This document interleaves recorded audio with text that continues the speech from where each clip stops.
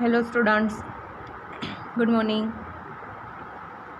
ચાલો, ગણિતના લેક્ચરમાં આપણે ગાણિતિક ખાલી જગ્યાને આગળ વધારીશું. બરાબર છે.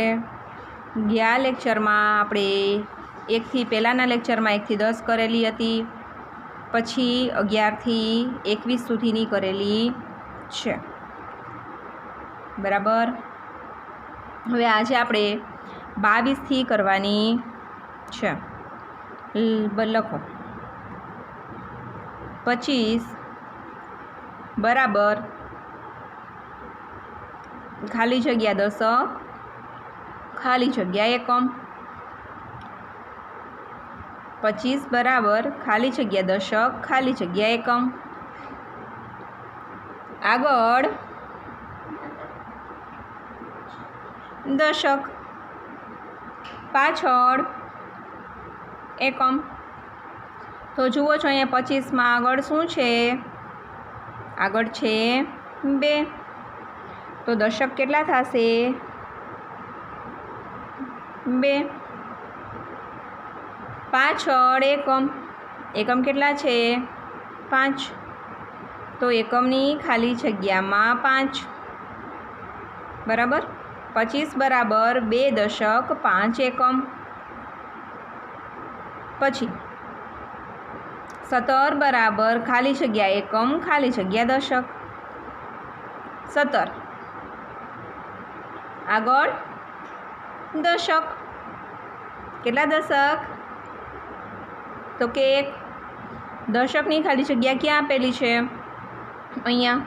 તો દશકમાં લખો 1. પાછળ એકમ, એકમ કેટલા છે? જુઓ 7. એકમની ખાલી જગ્યામાં 7 અડે 7. 17 બરાબર 7 એકમ 1 દશક. પછી 2 10 ને 9 બરાબર ખાલી જગ્યા થાય. 2 10 ને 9 લાઈન યાદ છે ને? 2 10 ને 1 બરાબર 21. 2 10 ને 2 બરાબર 22. 2 10 ને 3 બરાબર 23. 2 10 ને 4 બરાબર 24. 2 10 ને 5 બરાબર 25. 2 10 ને 6 બરાબર 26. 2 10 ને 7 બરાબર 27. 2 10 ને 8 બરાબર 28. 2 10 ને 9 બરાબર કેટલા થાય? 29. 29 કેમ થાય? બગડે નવડે 29. બરાબર. એ છતાં પણ સહેલું, આગળથી બગડો પાછળથી નવડો. વચ્ચે 10 ને એમાં આપેલું હોય તો જ.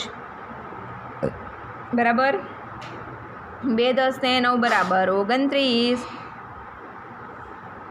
8 એકમ 1 દશક બરાબર ખાલી જગ્યા થાય 8 એકમ અને 1 દશક. ચાલો આગળ દશક. કેટલા દશક? તો કે 1.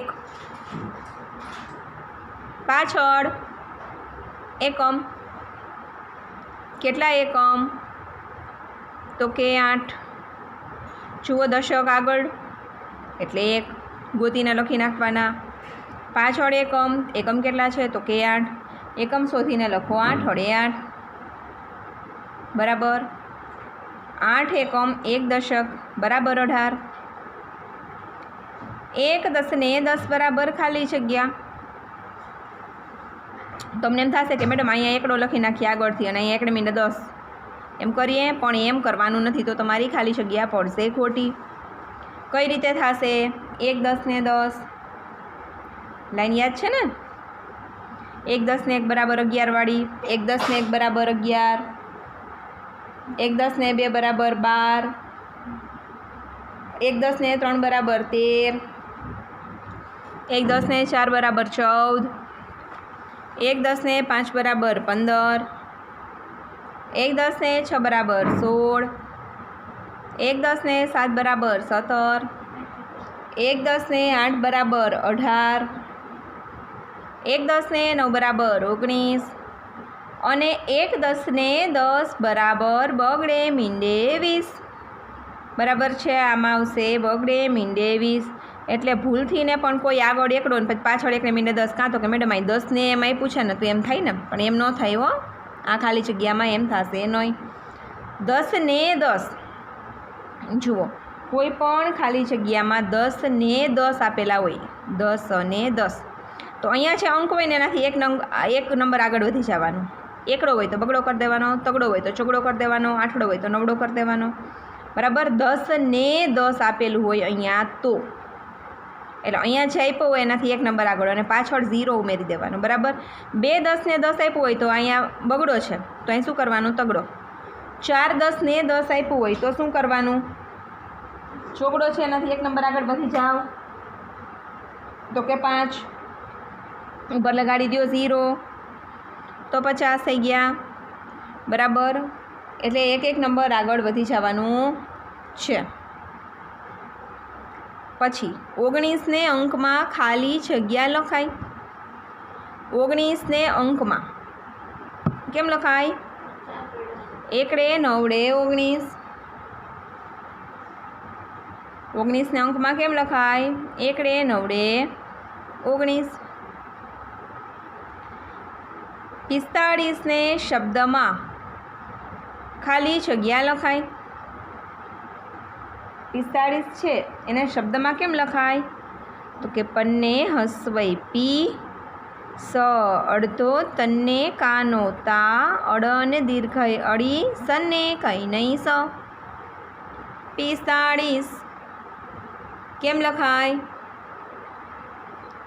પન્ને હસવઈ પી સ અડધો તને કાનો તા અડ અને દીર્ઘઈ અડી સને કઈ નહીં સ। 45 પછી કોઈ પણ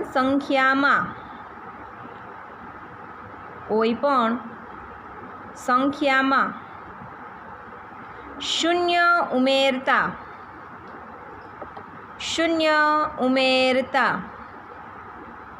જવાબ ખાલી જગ્યા આવે।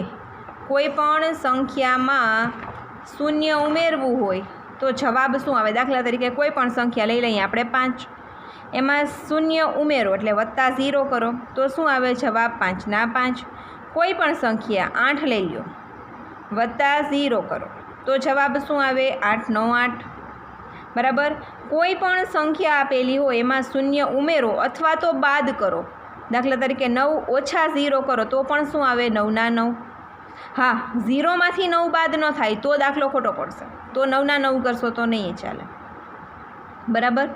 પણ કોઈ પણ સંખ્યા આપેલી હોય કોઈ પણ એમાંથી 0 ઉમેરો અથવા તો 0 બાદ કરો તો જવાબ શું આવે? તો કે A નો H। જવાબ શું આવે? A no H। કોઈ પણ સંખ્યામાં શૂન્ય ઉમેરતા જવાબ A નો H આવે,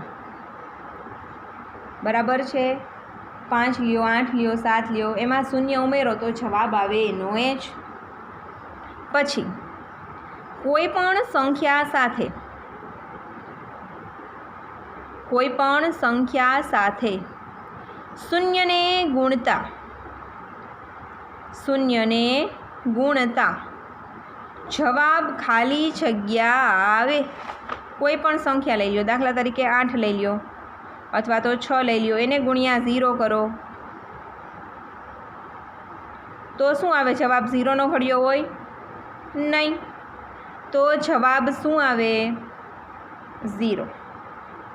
અહીંયા પણ 0 નો ઘડિયો હોય નહીં, તો જવાબ શું આવે? 0। કોઈ પણ સંખ્યા, બરાબર, 3 લઈ લો, એને ગુણ્યા 0 કરો તો જવાબ શું આવે? 0।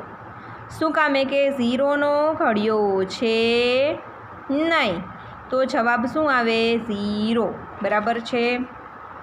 લખો, કોઈ પણ સંખ્યા સાથે શૂન્યને ગુણતા જવાબ 0 આવે।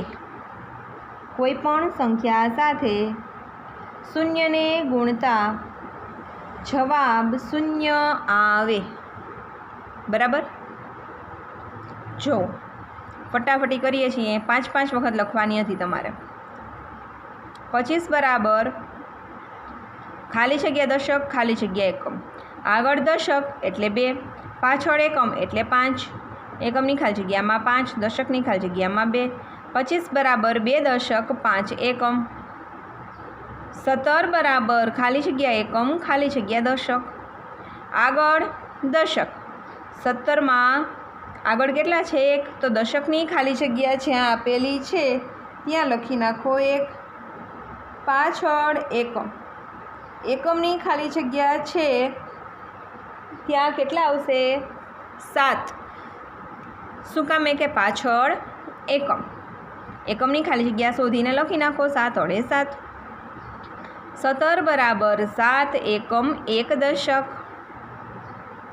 પછી 2 10 ને 9 બરાબર ખાલી જગ્યા થાય.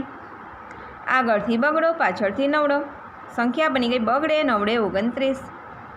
2 10 ને 9 બરાબર 29 થાય.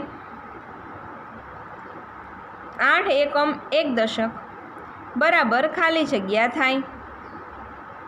8 એકમ અને 1 દશક. આગળ દશક, પાછળ એકમ. દશકની ખાલી જગ્યા દશકમાં કેટલા લખેલા છે? 1. તો પહેલાં આવશે 1. પાછળ એકમ. એકમ કેટલા છે? 8. તો લખી નાખો 8. તો સંખ્યા કઈ બની ગઈ? 1 ને 8 18. 8 એકમ 1 દશક બરાબર 18 થાય. 1 10 ને 10. 1 10 ને 10 તો કેટલા થાય? મેં કીધું ને કે આ 10 ને 10 આપેલું હોય તો એક નંબર આગળ વયું જવાનું છે. બરાબર. 1 10 ને 10 તો આગળ આવી જશે 2. 4 10 ને 10 હોત તો અહીં આગળ આવી જાત 5 અડે 5 અને પાછળ લાગી જાય 0. તો 10 ને 10 આપેલું હોય તો એક નંબર આગળ જઈ અને પછી કરવાનું છે. 1 10 ને 10 બરાબર 20 થાય. 19 ને અંકમાં ખાલી જગ્યા લખાય. 19 ને અંકમાં કેમ લખાય? 1 9 19. 45 ને શબ્દમાં ખાલી જગ્યા લખાય. 45 ને શબ્દમાં પને હસવાય પી સડધો તને કાનોતા અડને દીર્ઘય અડી સને કઈ નહીં સ. 45 ને શબ્દમાં પને હસવાય પી સડધો તને કાનોતા અડને દીર્ઘય અડી સને કઈ નહીં સ. કોઈ પણ સંખ્યામાં શૂન્ય ઉમેરતા જવાબ ખાલી જગ્યા આવે. મેં તમને કીધું ને 5 + 0 કરો, 4 + 0 કરો, જવાબ શું આવે? એનો એ જ. કોઈ પણ સંખ્યામાં શૂન્ય ઉમેરો તો જવાબ એનો એ જ આવે. કોઈ પણ સંખ્યા સાથે શૂન્યને ગુણતા જવાબ ખાલી જગ્યા આવે. કોઈ પણ સંખ્યા સાથે શૂન્યને ગુણો, ગુણાકાર કરો તો જવાબ શું આવે? શૂન્ય.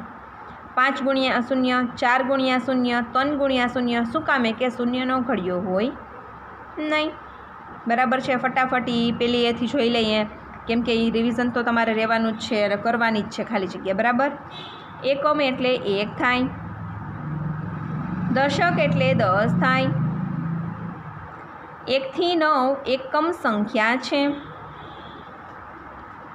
1 થી 9 એક અંકની સંખ્યા છે. 10 થી 99 દશક સંખ્યા છે. 10 થી 99 બે અંકની સંખ્યા છે. એક અંકની સૌથી નાની સંખ્યા 1 છે. એક અંકની સૌથી મોટી સંખ્યા 9 છે. બે અંકની સૌથી નાની સંખ્યા 10 છે. બે અંકની સૌથી મોટી સંખ્યા 99 છે. 3 અંકની સૌથી નાની સંખ્યા 100 છે. 2 અંકની સંખ્યાને દશક એકમમાં છૂટી પડાય. વત્તા એ સરવાળાની નિશાની છે, ઓછા એ બાદબાકીની નિશાની છે, ગુણ્યા એ ગુણાકારની નિશાની છે, 15 કરતાં 25 એ મોટી સંખ્યા છે, 21 કરતાં 12 એ નાની સંખ્યા છે. બગડે એકડે 21 છે, એના કરતાં એકડે બગડે 12 છે, એ કેવી સંખ્યા છે? નાની. ચડતા ક્રમમાં સૌથી પહેલાં નાની સંખ્યા આવે. કયા ક્રમમાં સૌથી પહેલાં નાની સંખ્યા આવે? તો કે ચડતા ક્રમમાં સૌથી પહેલાં નાની સંખ્યા આવે. ઉતરતા ક્રમમાં સૌથી પહેલાં મોટી સંખ્યા આવે. કયા ક્રમમાં સૌથી પહેલાં મોટી સંખ્યા આવે? તો કે ઉતરતા ક્રમમાં સૌથી પહેલાં મોટી સંખ્યા આવે. બરાબર છે, જોઈ લીધું વ્યવસ્થિત રીતે બધાએ? બરાબર, વ્યવસ્થિત રીતે જોઈ લ્યો, લખી લ્યો. બરાબર, બાકી હોય તો કમ્પ્લીટ કરી નાખો. 2 મિનિટનો ટાઈમ આપું છું. સમજી વિચારીને કરો.